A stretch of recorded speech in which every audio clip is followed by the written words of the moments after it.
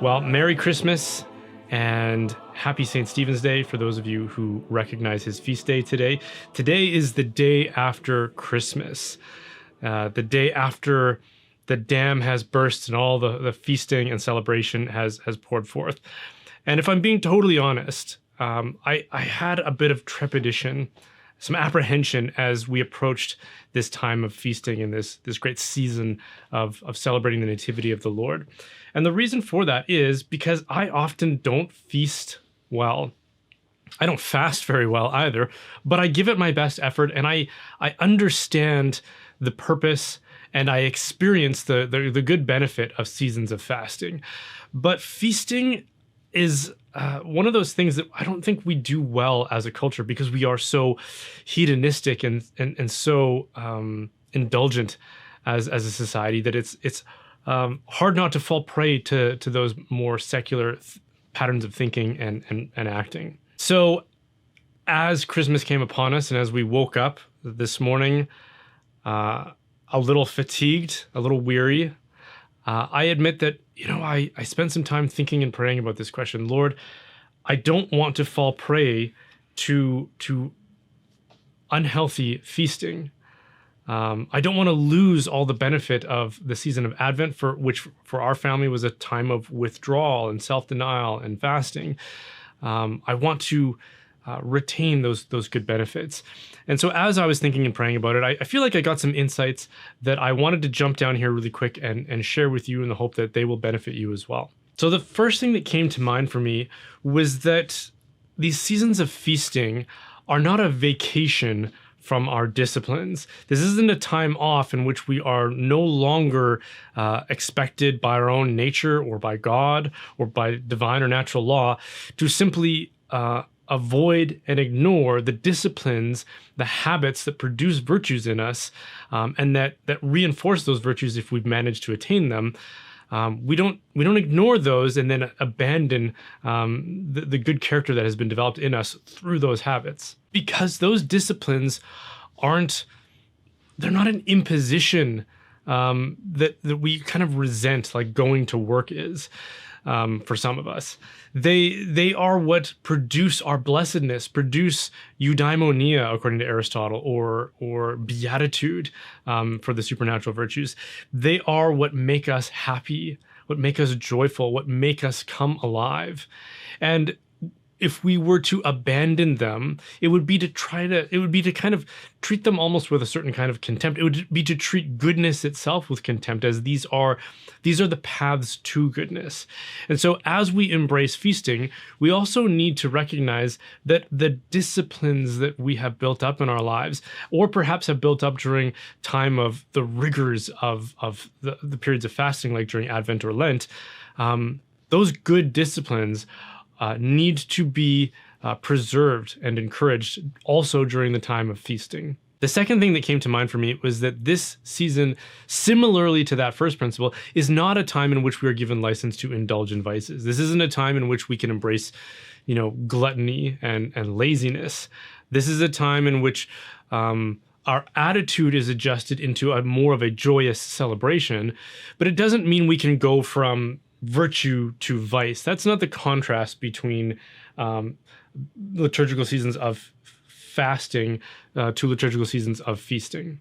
It's not like we're suddenly given permission to neglect our responsibilities or to overindulge in food and drink and drunkenness and all these other things that might be tempting us during this time.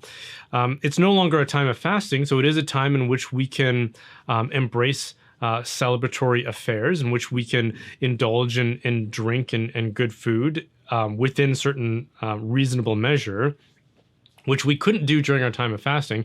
But it doesn't mean we can overindulge and become gluttonous and fat and drunk in the process. So simply put, be measured.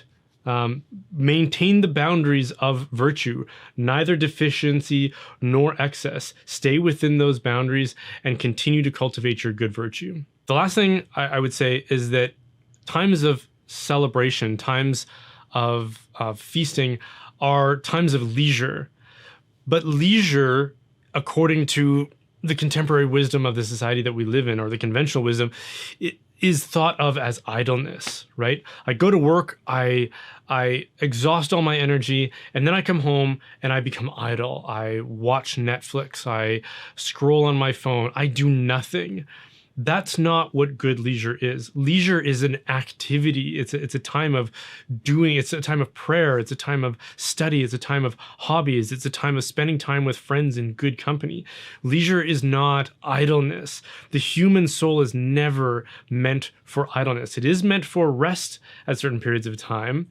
And the most restful thing you can do is not scroll on social media, which is actually quite exhausting. That's actually a kind of a work in itself, because you're constantly reading and scanning and doing a kind of busyness. True leisure is a time of receptivity to the good of the universe and of the world, to God himself, to contemplation and prayer. Those are the kinds of things that we should be doing during our leisure time. The last thing I want to say too, which relates to the second principle, was that this contrast between fasting and feasting. When we are fasting, we're not fasting from sin and evil. We're fasting from things that are permitted, right? We're withdrawing and denying ourselves sometimes things that are objectively good for the sake of our own virtue and cultivation, to strengthen our resolve, right? Because overindulgence in things that are good for us, for those of us who are fallen, can lead us astray, right? So we develop our own habits of virtue and good character by denying ourselves of those things in anticipation of the greater reward that will be to come. That's the principle at play here. That's what the Christian life is all about.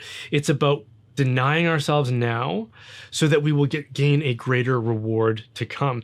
Hedonism and vice and the life that is attached to the world, the flesh, and the devil is one that says, get your reward now, because there's no promise of getting it tomorrow. There's no hope of getting it tomorrow. So get it now while it's available to you.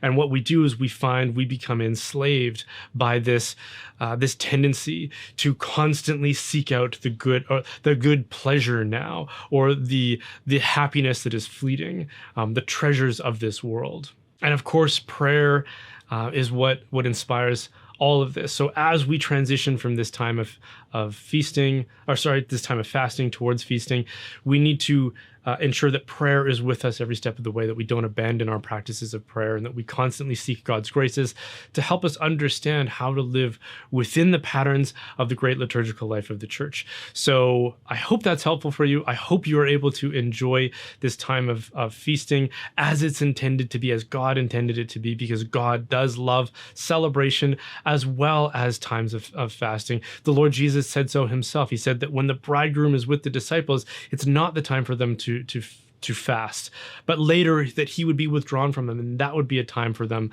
to face the kinds of adversities that will build up their good character and to withdraw and to deny themselves. Simultaneously, at the wedding feast of Cana, that was a time of feasting and of celebration, and the Lord embraced that by giving them more wine at a time when they had obviously run out, because they were so engaged in that pattern and that process of feasting.